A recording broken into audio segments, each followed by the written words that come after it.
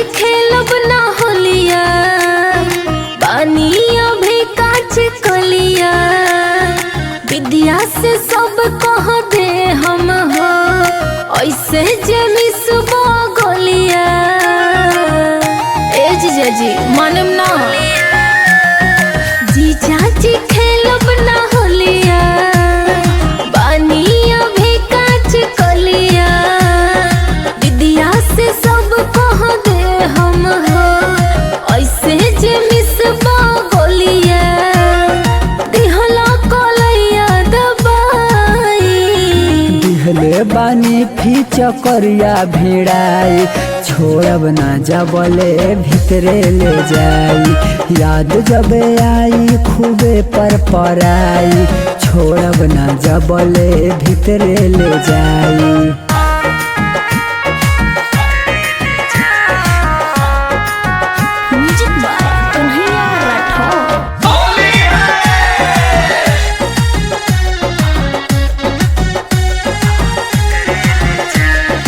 लाल हरा नीला पीला गुलाल, बोला तारा जहमानो मोले के। केकरा संगे औरी खेली हम होले, साली जी बाड़ू अकाली के। अच्छा तो सुनो, लाल हरा नीला पीला गुलाल, बोला तारा जहमानो मोले के।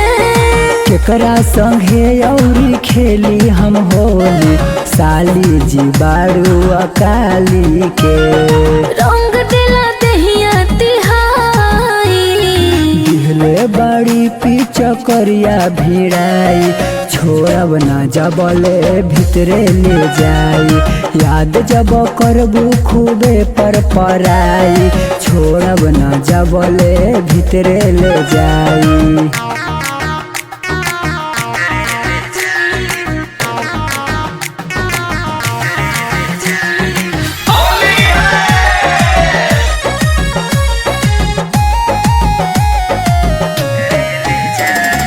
तोहर ना धन होइए जीजा, लेत बड़ा तो ना टेस्ट हो। खेले द होली अजय शिवोध के, काहे करेलू टाइम वेस्ट हो। करी ना, तोहर ना धन होइए जीजा, लेत बड़ा तो ना टेस्ट हो। खेले द होली अजय शिवोध के, काहे करेलू टाइम वेस्ट हो। डीजे जी के दिलवा दुखाई, दिहले बानी पीछ करिया भिड़ाई, छोड़ब ना जबले भीतरे ले जाई, याद जब करबू खूबे पर पराई, छोड़ब ना जबले भीतरे ले जाई।